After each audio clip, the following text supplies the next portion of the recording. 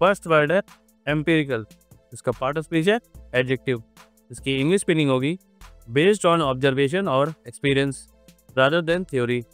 Hindi meaning है अनुभवजन्य, जो प्रयोग या अनुभव पर आधारित हो। एम्पिरिकल का मतलब है जो थ्योरी के बजाय डायरेक्ट ऑब्जर्वेशन और एक्सपीरियंस में बेस्ड हो। जैसे साइंस और रिसर्च में एम्पेरिकल डेटा काफ़ी इंपॉर्टेंट होता है। For example, scientist rely on empirical data to support their claims. वैज्ञानिक अपने दावों को समर्थन देने के लिए अनुभवजन्य डेटा पर निर्भर करते हैं। सिनोनिम्स देख लेते हैं। Observational, experimental. एंटोनिम्स हैं थियोरेटिकल, हाइपोथेटिकल।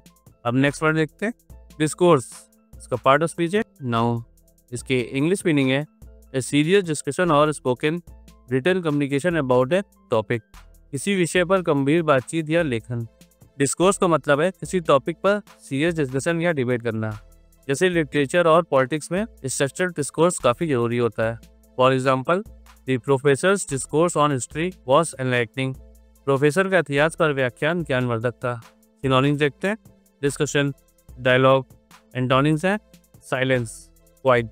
अब नेक्स्ट वर्ड देख लेते हैं पोलराइजिंग, इसका पार्ट ऑफ स्पीच होगा एडजेक्टिव, इसकी इंग्लिश मीनिंग है causing strong division between people.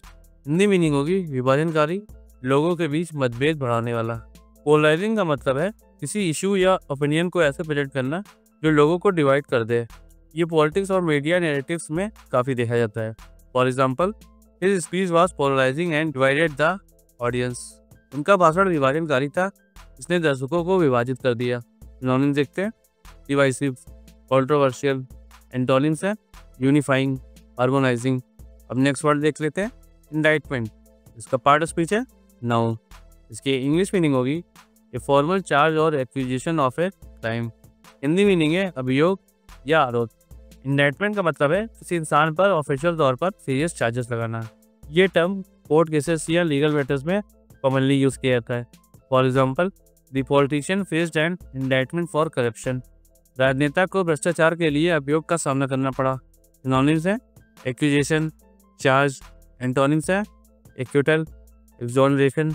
अब नेक्स्ट वर्ड देखते हैं डिफ्लेक्शन, इसका पार्ट ऑफ स्पीच है नाउन, इसकी इंग्लिश मीनिंग है the act of turning something away from its intended course. Hindi meaning है ध्यान भटकाव या दिशा बदलना। डिफ्लेक्शन का मतलब होता है किसी भी टॉपिक या रिस्पॉन्सिबिलिटी से ध्यान हटा देना। पॉलिटिक्स में लीडर्स अक्सर टफ डिसीजन या क्वेश्चन से बचने के लिए डिफ्लेक्शन का यूज करते हैं। For example, the ministers statement was a deflection from the main issue. मंत्री का बयान मुख्य मुद्दे से ध्यान भटकाने के लिए था। सिनोनिम्स देखते हैं डाइवर्जन, डिविएशन। एंटोनिम्स है फोकस, अटेंशन। अब नेक्स्ट वर्ड देखते हैं रेटोरिक, इसका पार्ट ऑफ स्पीच है नाउन, इसके इंग्लिश मीनिंग है the skill of using language effectively to persuade और इम्प्रेस। हिंदी मीनिंग होगी प्रभावशाली या प्रेरक ढंग से भाषा का उपयोग करने की कला। रेटोरिक का मतलब होता है किसी भी स्पीच को इम्पैक्ट और पर्सुएशन के लिए यूज करना। इफेक्टिव रेटोरिक लोगों को कन्विंस करने में मदद करती है। For example, the politicians rhetoric appeal to the masses. राजनेता की वक्तृत्व कला जनता को आकर्षित कर रही थी। सिनोनिम्स देखते हैं एलोक्वेंस, ऑरेटरी। एंटोनिम्स है इनकोहेरेंस, सिंप्लिसिटी। अब नेक्स्ट वर्ड देखते हैं मोबिलाइज, इसका पार्ट ऑफ स्पीच है वर्ब, इसकी इंग्लिश मीनिंग है to organise and prepare people और resources for action. Hindi meaning होगी लोगों या संसाधनों को कार्य के लिए संगठित और तैयार करना। मोबिलाइज का मतलब है किसी भी ग्रुप या रिसोर्सेज को एक कॉमन गोल के लिए एक्टिवेट करना। प्रोटेस्ट और कैंपेन्स में लोगों को अक्सर मोबिलाइज किया जाता है। For example, the leader mobilise the people for protest. नेता ने लोगों को विरोध के लिए संगठित किया। सिनोनिम्स देखते हैं रैली, असेंबल। एंटोनिम्स है डिस्पर्स, डिमोबिलाइज। अब नेक्स्ट वर्ड देखते हैं सिनिकल, इसका पार्ट ऑफ स्पीच है एडजेक्टिव, इसकी इंग्लिश मीनिंग है डिस्ट्रस्टफुल ऑफ पीपल्स सिंसियरिटी और मोटिव्स। हिंदी मीनिंग है शक्की या संदेह करने वाला। सिनिकल का मतलब होता है लोगों या सिचुएशन पर ट्रस्ट न करना और हमेशा डाउट करना।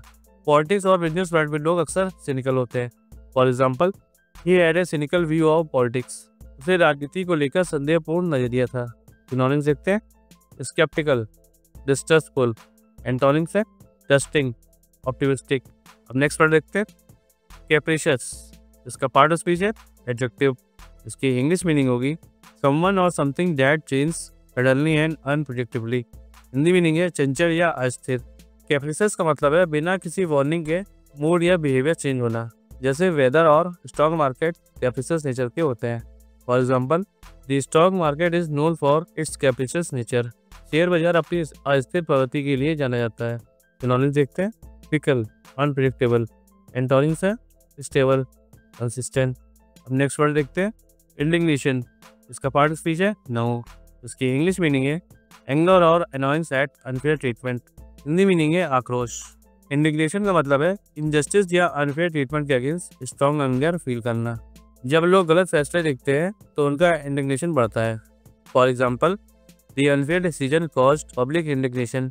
अन्यायपूर्ण निर्णय से जनता में आक्रोश फैल गया। सिनोनिम्स है आउटरेज, फ्यूरिक। एंटोनिम्स है कंटेनमेंट, एक्सेप्टेंस।